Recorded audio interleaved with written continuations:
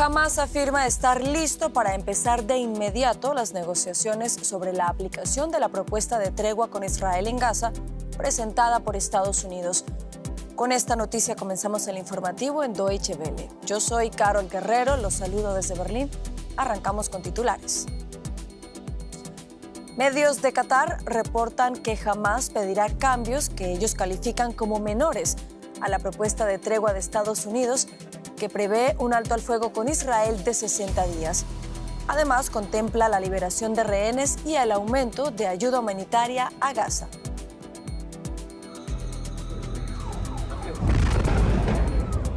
Estados Unidos y Ucrania acordaron reforzar las defensas aéreas de Kiev luego de que Ucrania sufriera el mayor ataque aéreo hasta la fecha.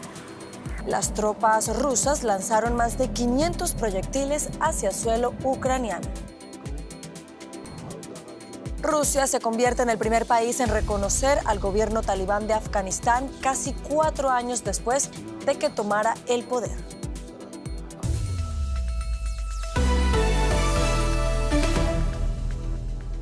El grupo Hamás, considerado terrorista por la Unión Europea, ha dado una respuesta positiva al plan de alto al fuego con Israel por 60 días y dice estar listo para empezar de inmediato las negociaciones sobre la aplicación de esta propuesta, según expresaron en un comunicado publicado esta noche.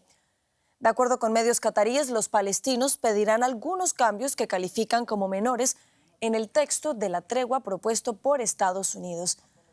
El presidente Donald Trump había asegurado antes que Israel acepta la tregua, que contempla la liberación gradual de al menos 10 rehenes vivos y los cuerpos de más de una decena de israelíes secuestrados por Hamás durante los ataques terroristas a Israel el 7 de octubre de 2023.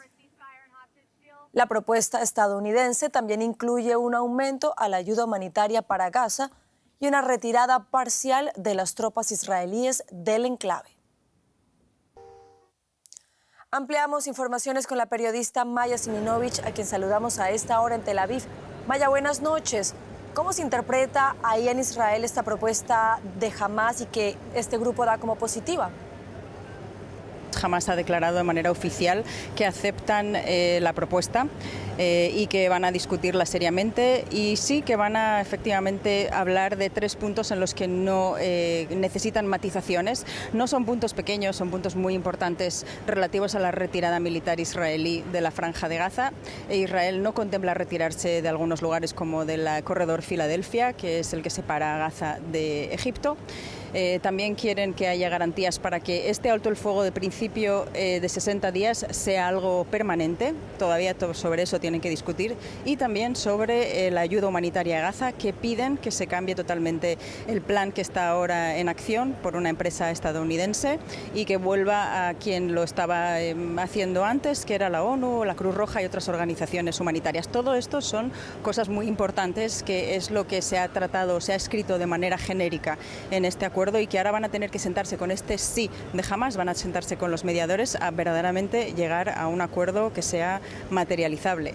En Israel se estaba esperando esto durante todo el día y ha sido acogido no con sorpresa de ninguna de las maneras. Lo que pasa es que este plan, que ha sido aceptado por el ministro de Asuntos Estratégicos Dermer en Estados Unidos la semana pasada, tiene que ser aceptado por el gobierno y tienen que realmente sentarse a negociar estos extremos que decía hace poco. Así que es algo que por lo menos es mucho más de lo que se ha recibido hasta ahora, y las dos partes están aceptando un plan que ha sido propuesto en innumerables ocasiones antes y que ambas han rechazado, con lo cual que supongamos que van a tener que explicar a sus pueblos por qué antes no y ahora sí, y sin embargo son buenas noticias.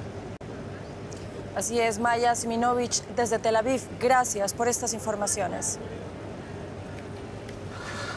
Gracias, Carol. Y mientras siguen las negociaciones, los habitantes de Gaza tienen en esta temporada otro problema. El calor hace aún más duro el día a día a miles de desplazados. Un breve descanso del agobiante calor en Gaza. El agua dulce escasea, así que muchos acuden al mar para bañarse. Pero el agua salada acarrea otros inconvenientes. No hay agua dulce para asearse ni para beber. La gente se baña con el agua del mar y se va a dormir. Y por eso le aparecen manchas en la piel.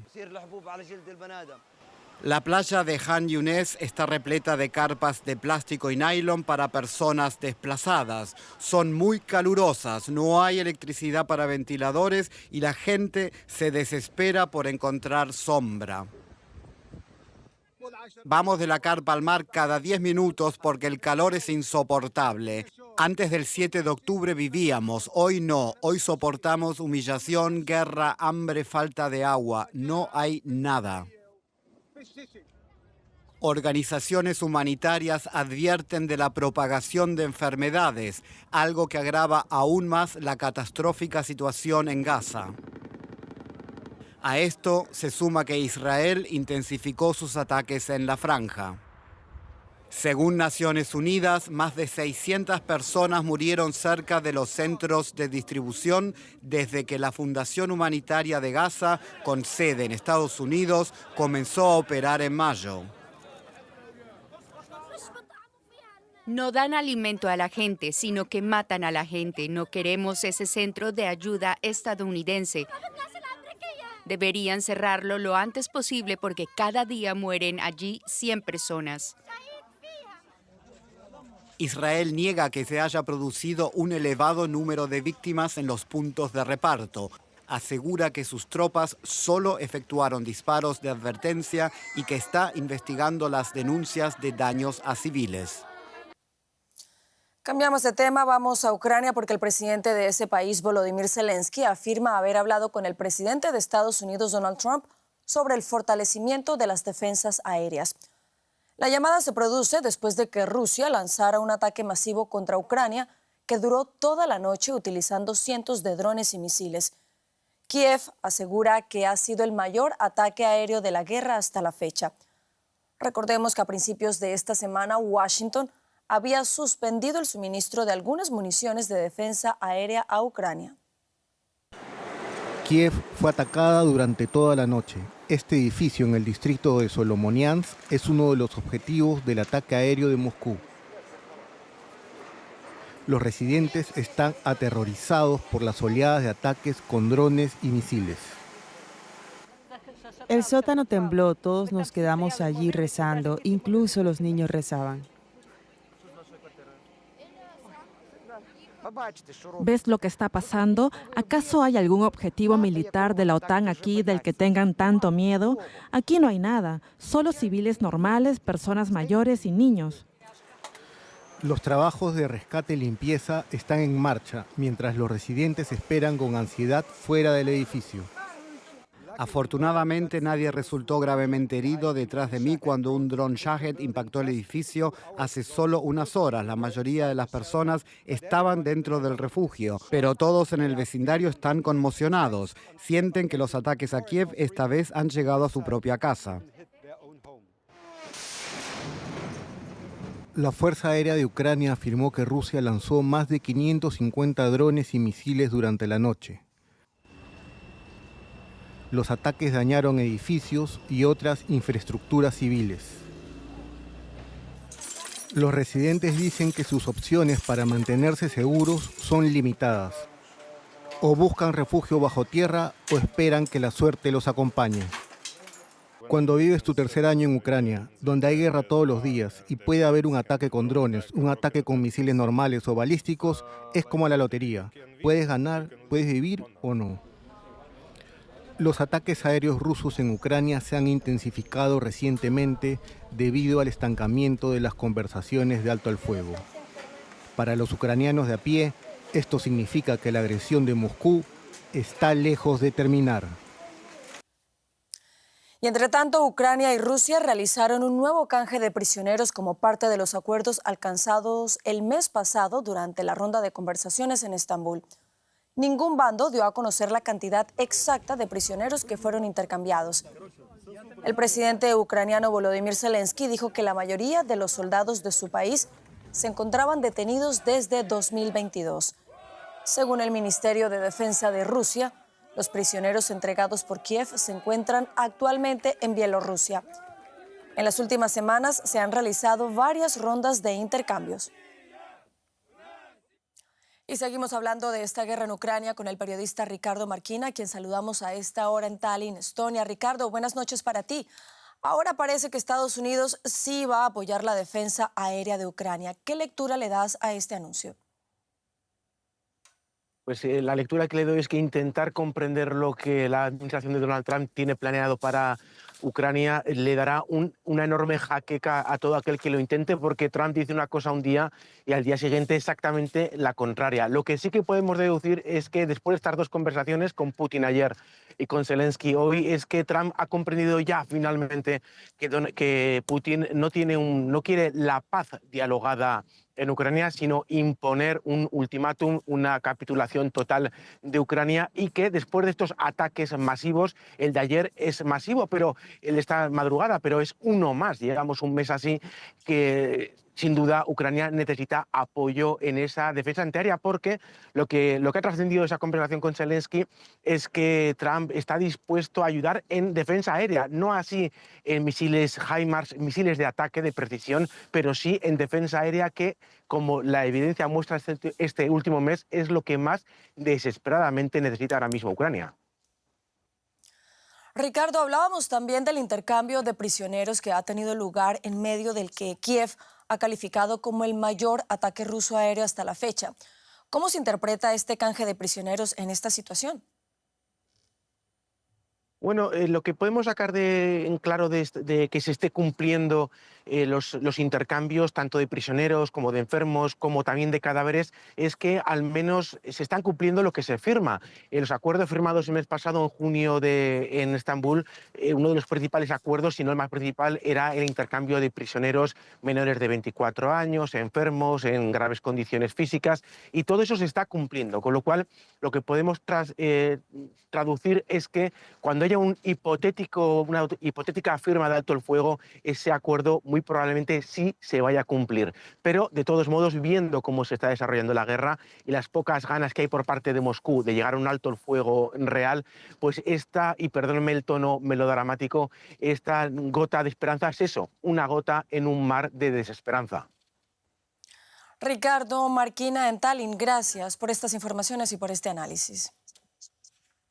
A ustedes. Y Rusia se ha convertido en el primer país del mundo en reconocer oficialmente al régimen talibán como gobierno legítimo de Afganistán.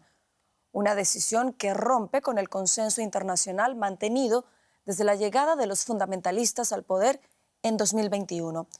Kabul consideró la decisión como valiente y afirmó que espera que sea precedente para otros países. Una nueva bandera ondea en la embajada afgana en Moscú, algo que los talibanes esperaban con impaciencia. En Kabul, el embajador ruso comunicó la decisión de su gobierno de reconocer al Emirato Islámico de Afganistán. Enviamos nuestros diplomáticos a países en donde tenemos embajadas, y estos los aceptan, incluyendo Rusia. Ahora que Rusia se ha convertido en el primer país en aceptar nuestro proceso de reconocimiento, esperamos que le sigan más países. Celebramos esta decisión que fortalecerá aún más nuestra relación con Rusia. Moscú colabora hace tiempo con Kabul y lo considera un aliado en su lucha contra el terrorismo. El año pasado, el grupo Estado Islámico de Jorasán, la rama afgana del grupo yihadista, mató a más de 130 personas en una sala de conciertos a las afueras de Moscú. A principios de año, un tribunal eliminó a los talibanes de la lista rusa de organizaciones terroristas. Moscú declaró su deseo de allanar el camino para una colaboración plena con Kabul. Y no solo Rusia, otros países de la región ya colaboran con los talibanes. China se mostró satisfecha con la iniciativa rusa, argumentando que Kabul no debe quedar excluida del mundo. China apoya a la comunidad internacional en el fortalecimiento de la colaboración con el gobierno interino de Afganistán y en la reconstrucción y el desarrollo del país. Apoyamos a Afganistán en su lucha contra las fuerzas terroristas, contribuyendo así a la paz en la región. India también amplió su cooperación con los talibanes, por ejemplo, apoyando a los refugiados afganos deportados de países vecinos. En cambio, Pakistán, que comparte frontera con Afganistán, mantiene una relación problemática con los talibanes. Islamabad los acusa de albergar y apoyar a activistas pakistaníes, acusación que los talibanes niegan. A pesar de estas complejas relaciones, Pakistán es un importante socio comercial de Kabul. Pero a nivel mundial, Afganistán sigue siendo un estado paria. Impuso restricciones draconianas a las mujeres, como prohibirles estudiar tras el 6º grado. Casi el 78% de las mujeres afganas de entre 18 y 29 años no trabajan, ni estudian, ni se capacitan. La tasa de violencia conyugal aumenta. Se estima que solo el veto a la educación costará a Afganistán $1.500 millones para 2030. El reconocimiento de los talibanes por parte de Rusia es una muestra de cómo los intereses estratégicos prevalecen sobre los derechos humanos. Y vamos a Estados Unidos porque en Texas las autoridades confirman la muerte de al menos 13 personas en las graves inundaciones que afectan al estado y buscan a al menos 23 niñas. El vicegobernador Dan Patrick informó que han desaparecido de un campamento cercano al río Guadalupe, cuyas aguas subieron 8 metros en menos de una hora en plena noche. El Servicio Nacional de Meteorología estadounidense dice que la crecida es la segunda más alta registrada hasta hoy. El agua arrasó viviendas y carreteras. Las fuerzas de seguridad y los bomberos continúan organizando evacuaciones y hacen un llamado urgente a la población para que se traslade a zonas más altas y para que siga las indicaciones oficiales. Y ya nos acompaña Juliana González, lo que quiere decir que llega la hora de pasar a la economía, pero seguimos en los Estados Unidos, Juliana. Así es, Carol, porque hoy, 4 de julio, Día de la Independencia, el presidente Donald Trump firmó su nueva ley de presupuesto, la Big Beautiful Bill, y dijo que Estados Unidos está listo para informar a muchos socios comerciales de tasas arancelarias unilaterales de hasta un 70%, poniendo a los inversores globales a la defensiva con los mercados estadounidenses cerrados por el festivo. Los avisos serán enviados a los países antes del 9 de julio, dijo el presidente. Ese es el plazo autoimpuesto por la Casa Blanca para poner fin a una pausa de 90 días en los llamados aranceles recíprocos, anunciada por primera vez en abril. Los aranceles entrarán en vigor el 1 de agosto. Los aranceles es la herramienta de presión a la que más recurre el mandatario estadounidense y el tiempo apremia para los socios. Y nosotros analizamos los nuevos anuncios con nuestra colega en Nueva York, Ana Nieto, a quien tengo el gusto de saludar. Hola Ana, te saludo con mucho gusto. No se han firmado los 90 acuerdos en 90 días, como dijo la administración estadounidense, que se lograría en este plazo. ¿Se tira la toalla en este sentido? Bueno, era una propuesta poco realista. Las negociaciones comerciales se toman típicamente años, son muy precisas. La tarea era imposible. De hecho, desde hace ya semanas se contemplaba un final como este: imposición unilateral de aranceles para la mayoría de los países y negociación con otros. Las negociaciones están centradas en lograr acuerdos marcos de referencia, que luego se negocien más detalles sobre ellos, como ha ocurrido con el Reino Unido, como ha ocurrido con Vietnam, que ya tienen un punto de partida para sus relaciones comerciales con Estados Unidos. Con China hay una tregua y se finalizan las negociaciones en agosto. El representante de la Unión Europea, el comisario Maroš Šefčovič, está teniendo reuniones en Washington. Dice que la semana ha sido muy productiva y espera lograr un acuerdo antes del miércoles de la semana que viene. Europa busca un acuerdo marco, aceptando el arancel base del 10%, pero reduciendo el de los autos, el del acero y el aluminio, e evitando nuevos aranceles a productos como la industria aeronáutica o la farmacéutica. Ana, y hay un fenómeno interesante, es que de momento esos aranceles, que ya son los más elevados en la historia de Estados Unidos desde 1936, no se han trasladado a la inflación. Cuéntanos por qué. Sí, la inflación en general no ha dado muestras de registrar estos costos de los aranceles. Los economistas ya esperaban que hubiera una traslación a los precios en 3 o 4 meses, pero el hecho de que haya habido una pausa y aún incertidumbre sobre las tasas finales ha podido retrasar el impacto en los consumidores. No obstante, muchas empresas han dicho que habrá subidas de precios.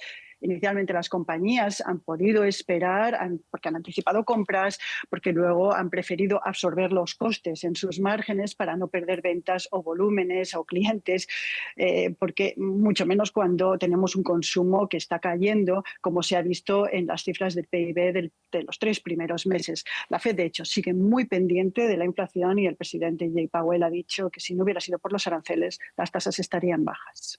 Ana Nieto, muchas gracias por estos análisis y hasta la próxima. Gracias, Juliana. El tono entre la Unión Europea y China es cada vez más áspero. Este viernes China anunció aranceles punitivos sobre el brandy procedente del bloque europeo. Se aplicará durante 5 años a partir de este sábado y afectará sobre todo a los productores franceses. Las principales empresas europeas hicieron concesiones para evitar la peor de las sanciones en represalia a los aranceles europeos a los vehículos eléctricos chinos. Ambas partes se acusan mutuamente de dumping de precios. De estas viñas se obtienen las uvas con las que se fabrica el coñac, una especialidad francesa y que desde el sábado se enfrentará a un arancel del 32% al llegar a China. La medida preocupa en Francia, pues 1 de cada 4 botellas de coñac se venden en China. Es el principal mercado tras Estados Unidos. Es un golpe a toda la economía regional, a sus sectores clave y al empleo. Hay mucha preocupación. Pekín acusa a las marcas de brandy europeas de competencia desleal a través de precios por debajo del coste de producción, una práctica que según China amenaza a la industria local y ofrece a los productores europeos un pacto, precios mínimos de venta a cambio de retirar los aranceles. Todos los productores que han llegado a un acuerdo de precios se librarán del arancel promedio del 32%. No diría que sean buenas noticias, pero al menos son positivas. Pero con una subida de precios, la pregunta es si las marcas de brandy europeas seguirán siendo competitivas en el mercado chino. China ha anunciado los aranceles coincidiendo con la visita de su ministro de Exteriores a Francia. Pekín estaría buscando que Europa retirara los aranceles contra los autos eléctricos chinos y las medidas anunciadas contra las marcas de brandy podrían ejercer presión para lograrlo. A finales de julio está prevista una cumbre Unión Europea-China en la que estas diferencias comerciales serían parte de las negociaciones. En Río de Janeiro se celebrará este domingo y lunes la cumbre anual del Grupo BRICS, una cita en la que habrá importantes ausencias como la del presidente de Rusia, Vladimir Putin, quien participará por videoconferencia, y la del presidente de China, Xi Jinping, quien decidió enviar a un delegado. En el encuentro se debatirán, además de temas económicos, asuntos de cooperación en seguridad y gestión de la inteligencia artificial. Río de Janeiro prepara una operación de seguridad masiva ante las crecientes tensiones en torno al comercio, el control de divisas y los alineamientos geopolíticos. El bloque BRICS de economías emergentes que se reúne aquí se ve presionado para demostrar que es más que una simple tertulia.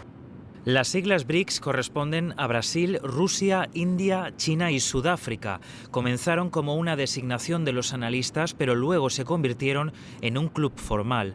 Al sumarse el año pasado Egipto, Etiopía, Indonesia, Irán y los Emiratos Árabes Unidos, el grupo pasó a llamarse Gran BRICS o BRICS Plus. En la agenda figuran conversaciones sobre la ampliación de la plataforma de pagos de los BRICS para facilitar el comercio en sus respectivas monedas nacionales, un paso para reducir la dependencia del dólar estadounidense. Aunque esto no significa que se vaya a proponer una moneda común, también se prevén debates sobre la cooperación en seguridad y gestión de la inteligencia artificial. Sin embargo, a diferencia del año pasado, no todos asistirán en persona. Sobre Putin pesa una orden de detención internacional y Xi Jinping enviará a su primer ministro, aunque mantiene su compromiso de apoyo al bloque. Valoramos la cooperación de los BRICS y participaremos. Estamos dispuestos a trabajar con todos para mantener el espíritu de apertura y ganancias compartidas. La perspectiva plantea verdaderos interrogantes sobre la unidad, justo cuando Brasil trata de dirigir los BRICS hacia lo que denomina liderazgo inclusivo y sostenible del sur global. Bueno, dejamos hasta aquí la economía, Carol, pero hablamos ahora de los efectos de esa ola de calor aquí en Europa, ¿no? Así es, Juliana, y vamos por eso hasta Grecia, porque allí los incendios forestales siguen amenazando ese país. Según las autoridades, el fuego cerca de la capital Atenas ha obligado a más evacuaciones. Los equipos de emergencia siguen luchando contra las llamas que arrasan desde hace varios días la isla de Creta. En la isla griega de Creta, grandes áreas están carbonizadas tras días de intensos incendios forestales. Miles de turistas y residentes han tenido que ser evacuados mientras los equipos de bomberos trabajan sin descanso. Se ha controlado algunos incendios, pero las autoridades advierten que podrían volver a encenderse. Vientos calientes y secos hacen que las condiciones sean impredecibles. Toda la noche hubo fuego intenso, mucho humo, peligro, gritos, caos, todo terrible. Pero ¿qué podíamos hacer? Había vientos muy fuertes. Otro incendio se desató cerca de la capital, unos 30 kilómetros al este de Atenas. Los residentes recibieron alertas de emergencia para evacuar cuando las llamas se acercaban a las zonas residenciales. El incendio que se declaró anteriormente en la zona de Coropi se propagó agresivamente, quemando varias casas en su camino. Sin embargo, los bomberos siguen firmes, incluso ahora se están desplegando refuerzos. Tenemos muchas unidades en el lugar y el apoyo aéreo contribuyó significativamente. Con temperaturas que se espera que suban aún más durante el fin de semana, las autoridades siguen en alerta ante el temor de nuevos brotes de incendios. Y vamos al Perú porque un equipo de arqueólogos ha hecho un descubrimiento sin precedentes en ese país. Una ciudad de 3.500 años de antigüedad que, según los investigadores, funcionó como un centro de intercambio entre las culturas de la costa del Pacífico, los Andes y la Amazonía. Creen que esta ciudad floreció al mismo tiempo que las primeras civilizaciones de Oriente Medio y Asia. Imágenes captadas por drones muestran una estructura circular en una terraza de la ladera junto con vestigios de edificaciones de piedra y barro situadas a unos 600 metros sobre el nivel del mar.